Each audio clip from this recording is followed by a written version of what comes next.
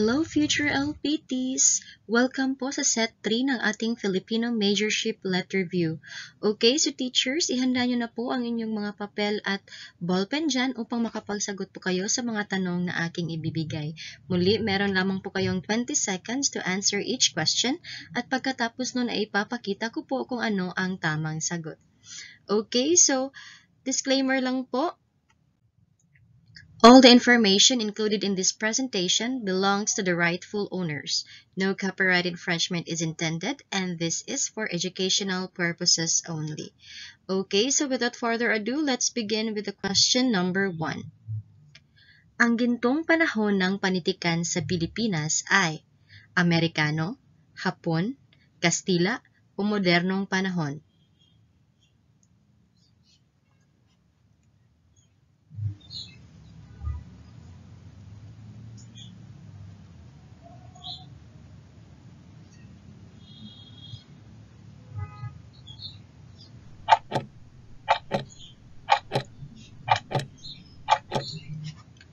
Time is up. The correct answer is letter B. Again, gintong panahon ng panitikan sa Pilipinas ay ang panahon ng Hapon. Teachers, pakitandaan po kapag ang itinanong ay gintong panahon ng nobela, ang isasagot po natin Amerikano. Again, gintong panahon ng nobela, Amerikano. Pero gintong panahon ng panitikan sa Pilipinas, Hapon po ang isasagot natin. Bakit Hapon po? Kasi sa panahon pong ito, ipinagbawal po ang paggamit ng Ingles at Kastila sa pagsulat ng panitikan. Okay, let's proceed to question number 2. Ang doktrina Kristiyana ay isinulat noong A. 1593, B. 1594, C. 1595, or letter D. 1596.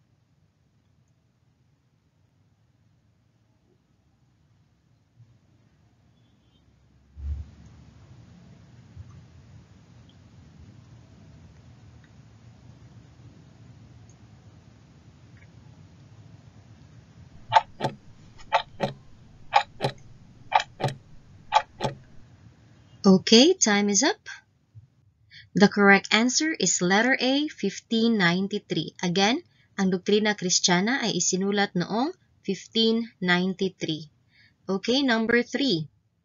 Ang bugtong, palaisipan, salawikain, bulong at kasabihan ay tinatawag na A. Awiting bayan, B. Karunungang bayan, C. Pamanang bayan, or letter D. Kultura.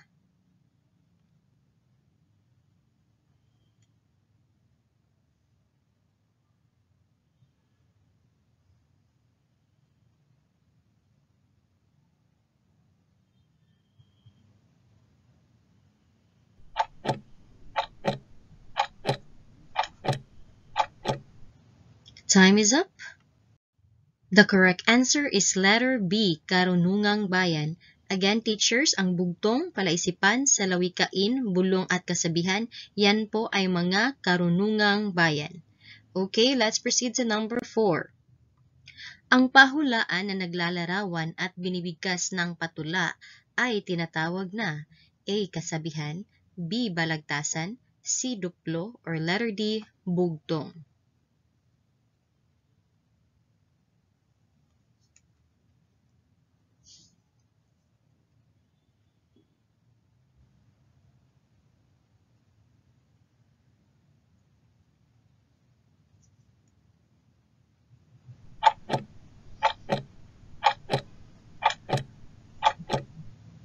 Time is up. The correct answer is letter D, bugtong. Ang keyword natin dito is yung pahulaan. Diba sa bugtong, hinuhulaan natin kung ano ang sagot batay sa kung ano ang inilalarawan. So, ang sagot natin dito, bugtong. Again, bugtong. Number 5. Ang sagisag panulat ni Emilio Jacinto ay A. Agapito Bagumbayan, B. Pingkian, C. Katabay, or letter D. May Pag-asa.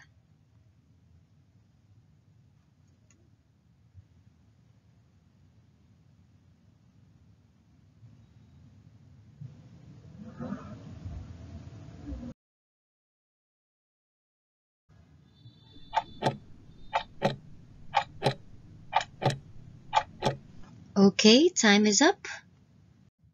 The correct answer is letter B, Pinkian. Teachers, ang pakimaster po yung mga sagisag panulat ha kasi lumalabas po ito sa board exam. Again, Emilio Jacinto, Pinkian. Sino ba si Agapito Bagong Bayan? Yan po ay walang iba kundi si Andres Bonifacio. Ang katabay naman po, yan po ay si Apolinario Mabini. Ang may pag-asa naman po ay kay Andres Bonifacio. Okay, basta Pinkian, Emilio Jacinto yan. Okay, so let's proceed to number 6. Ang pag-ibig sa tinubuang lupa ay obra maestra ni A. Apolinario Mabini, B. Emilio Jacinto, C. Andres Bonifacio, or letter D. Jose Rizal.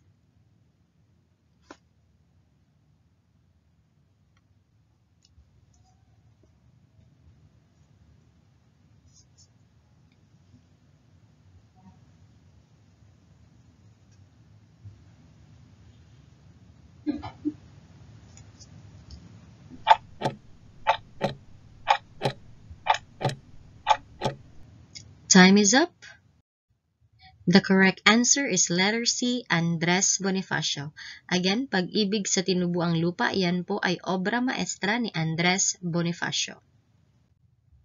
Number 7. Ang Noli Me Tangere ay inilimbag noong 1887 sa A. Spain, B. France, C. Berlin, Germany, or letter D.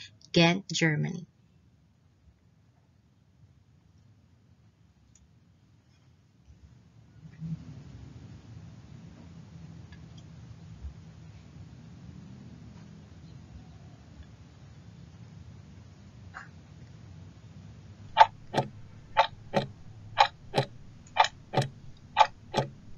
Alright, time is up. Ang tamang sagot ay letter C, Berlin, Germany. Teacher, so wag malito ha. Yung letter D dapat Ghent, Belgium yan, hindi Ghent, Germany. So kapag Noli Me Tangere, yan po ay inilimbag sa Berlin, Germany. Okay, let's proceed to number 8.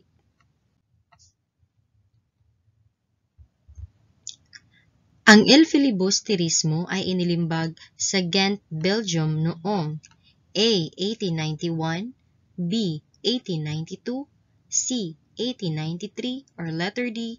1894.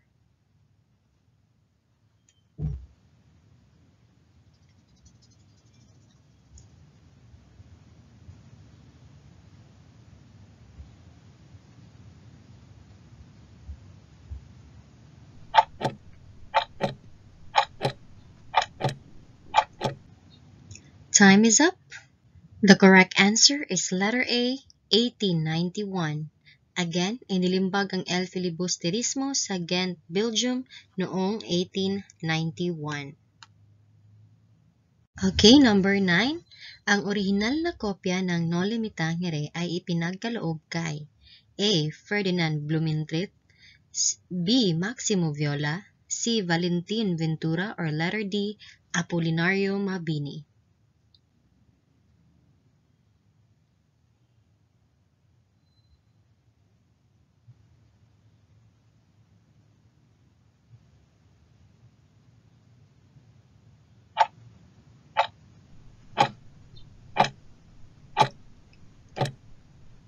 Time is up. Answer is letter B, Maximo Viola. Again, ang original na kopya ng Noli Me Tangere ay ipinagkaloob po kay Maximo Viola. Bakit? Kasi 'di ba siya yung itinuturing na savior ng Noli Me Tangere. Kaya sa kanya ipinagkaloob ni Rizal ang original na kopya ng nobela. Okay, so let's proceed to the last number. Number 10. Ang orihinal na kopya ng El Filibusterismo ay ipinagkaloob kay A. Ferdinand Blumentritt, B. Maximo Viola, C. Valentin Ventura, or letter D. Apolinario Mabini.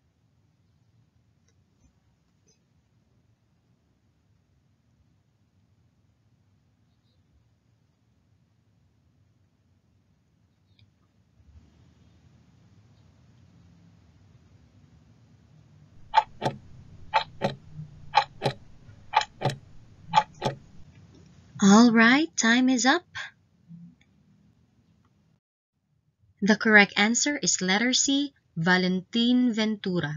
Okay, di ba? Kung sa Noli Me Tangere ipinagkaloob ang orihinal na kopya sa savior nito na si Maximo Viola, gayon din po sa El Filibusterismo. Ipinagkaloob din po ni Rizal ang orihinal na kopya ng nobela kay Valentin Ventura na siya ring itinuturing na savior ng El Filibusterismo. Again, Noli Me Tangere, Maximo Viola. El Filibusterismo, Valentin Ventura. Okay, so teachers, yun lamang po para sa ating set 3 ng Filipino Majorship Lat Review. Sana po ay may natutunan kayo sa video na ito po.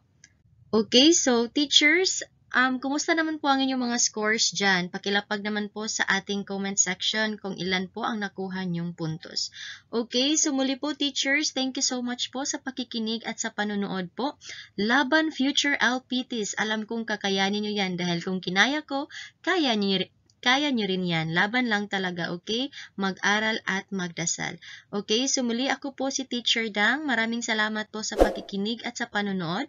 Kung may natutunan po kayo teachers, paki-like naman po, subscribe, and click the notification bell po upang ma-notify po kayo kapag may i-upload po ako na bagong video. At paki-share na rin po ng video na ito sa inyong mga kaibigan upang matulungan din po natin sila. Okay, so yun lamang po future LPTs. Thank you so much po and goodbye!